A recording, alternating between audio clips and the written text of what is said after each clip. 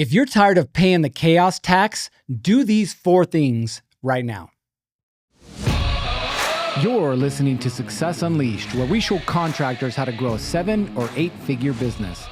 My name is Garrett Bake, and I've helped over 1,000 contractors and trade business owners just like you put the people, processes, and plan in place to create ultimate freedom.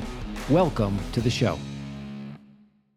When I was a rookie cop, I had a mentor change my life.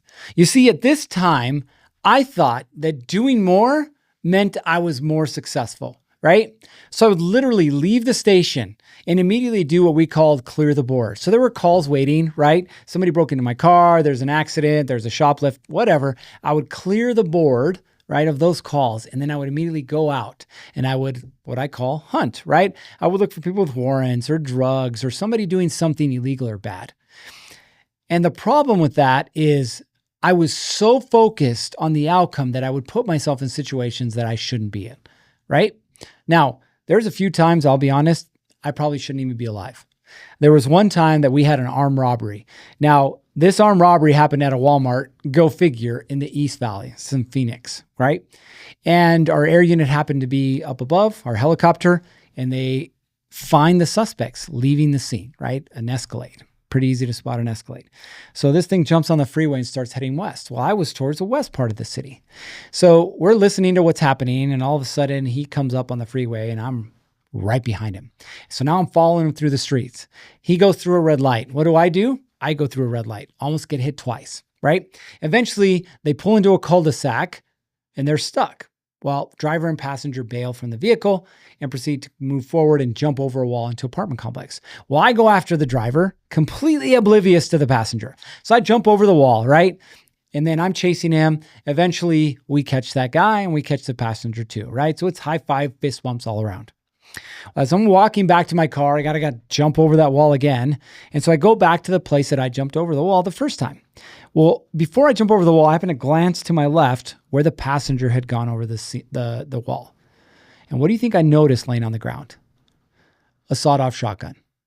And this guy was maybe 15 feet away from me, which means that at any point, he could have just turned and shot me, and I would have been completely oblivious to what was happening. Right? Now, whose fault was that? Was I in the wrong for chasing the bad guy? Was I in the wrong for doing my job? No, I wasn't. But I wasn't doing my job in the way that made the most sense. And we call this putting ourselves in a position of tactical advantage, right? All that means is, how am I putting myself in a place that it's not going to cost me time, money, or anything that I value, which in this case was my life.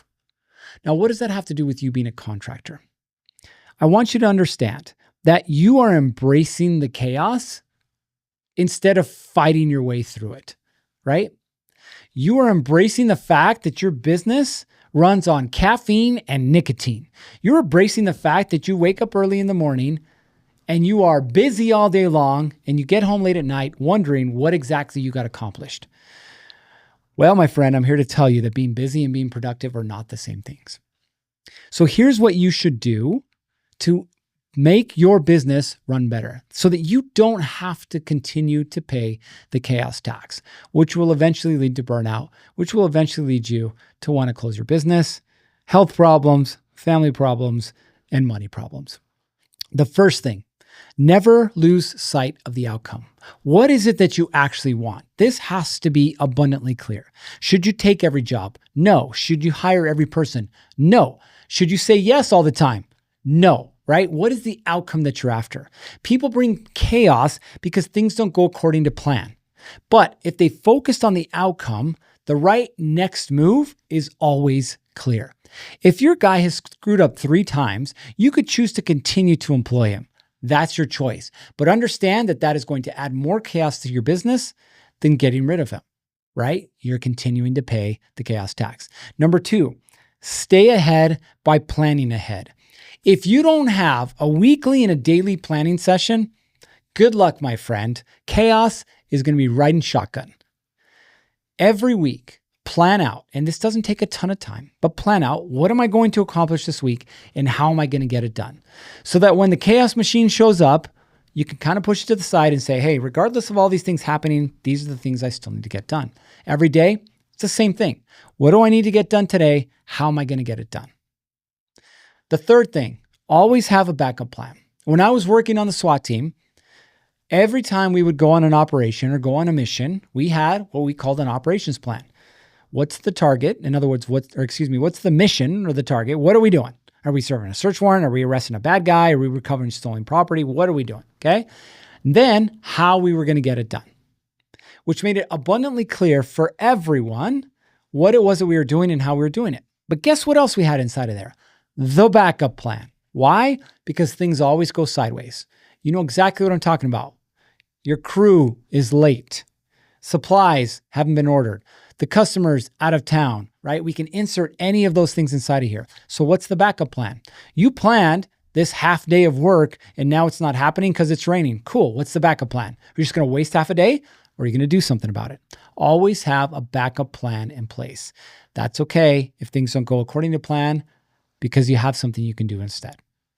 And the fourth thing, don't be afraid of accountability. People are afraid of being held accountable and they're afraid of holding people accountable. You have to be willing to acknowledge what worked, what didn't work in order to make improvements. It's not a bad thing.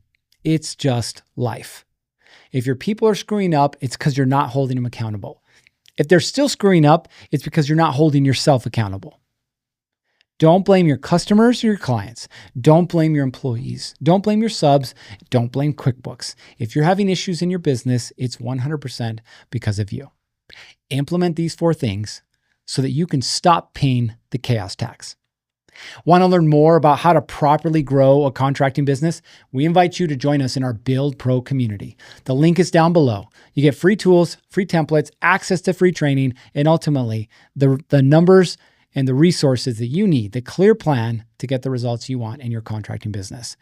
Join us for free. There's other contractors just like you who are doing the same thing. All right, you know what time it is. It's time to get after it. 3, 2, 1, off you go.